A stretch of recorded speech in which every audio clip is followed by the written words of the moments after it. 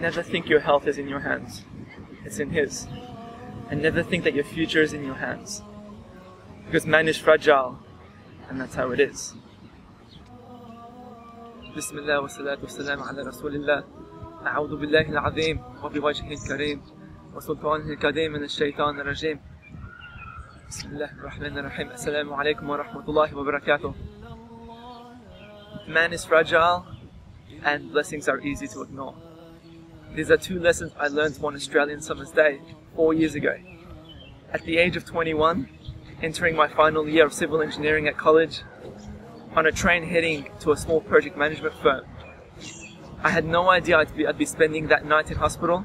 I had no idea I'd be tested with adversity and patience, and I'd be worrying my parents throughout that whole day. It was a day and night.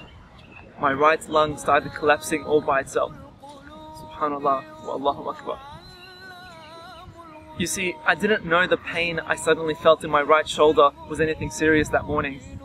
Didn't know that I'd be squirming in my seat at work until noon. Didn't know that I'd have to climb 3 flights of stairs for the first time ever because the building's elevator wasn't working that morning. I had little idea I'd leave the office in search of a doctor's office and spend the next 30 minutes in a shopping mall, searching for it in the city. And I didn't know that I would be sobbing in front of the doctor shortly after finding him. By that time it was difficult to walk, difficult to breathe. Too much was wrong and it all sort of happened too fast. After hyperventilating, they called the ambulance and the paramedics actually came out and saw me. They asked whether I felt sore. I said yes. They figured that it was because of my martial arts training the previous night. So they said that was okay, and they left. MashaAllah at how the doctor on a whim recommended a chest x-ray, just for his peace of mind. So I made it to the x-ray place and then travelled back to the doctor. He told me that there was a hole spontaneously forming in my right lung. So the air was actually escaping my lung and into my chest. And the resulting outside air pressure was collapsing it. And there was nothing I actually did to cause it. We think our health is in our hands. So I travelled to the hospital, walking for what seemed miles to the emergency ward, and then to the queue to see the nurse. I still remember the 2 people in front of me actually. The first, a young woman telling of some shoulder pain, and the next, a grown man complaining that he was under too much stress. I still remember that, thinking stress, and I'm in this condition, I was about to punch him in the face. Instead, alhamdulillah, I kept patient. I regulated my breathing. It was actually a scary thing to do as well, because I knew something was wrong with me. I had one of the most critical conditions of my life. Alhamdulillah, it wasn't worse. Many people are, alhamdulillah for that, but it was still frightening to me. So I sat there, regulated my breathing, and then it was my turn. So I got up to the window and I was tested again, because the nurse shut the window and then went off for a small break. When she returned, and after I explained everything, my x-ray in my hands, she said I'd be quickly registered and then straight away admitted into the hospital. So I felt good, for the first time that day things were working out. I was going to get taken care of. And then the registration clerk, who was another woman, she insisted I wait my turn in getting registered. So there I was, being patient again. And then the nurse sort of saw me. She took things in her own hands, grabbed me by the hand, and just put me straight into the hospital, straight into the ward. I was finally x-rayed and then given some oxygen to breathe for a while. 5 hours passed and they x-rayed me again. My lung went from 20% collapsed to 35% collapsed. So the doctors knew that they had to do something, they had to operate. And I knew that there was no way I was going to hide this from my parents any longer. Yeah, I thought that I could not tell them. I could get away with it. I didn't want to worry them.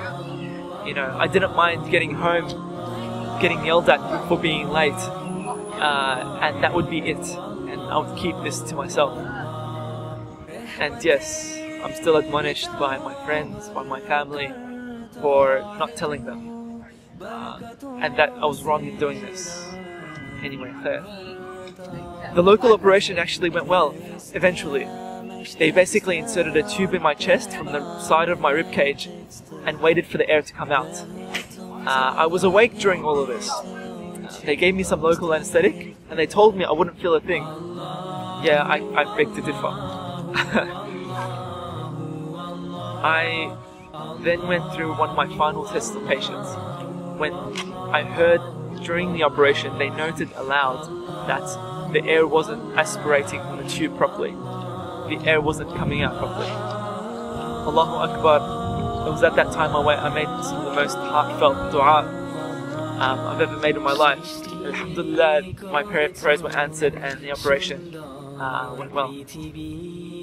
That night, my parents visited me, and I actually remember hiding some of the blood that I had around my chest from my mother.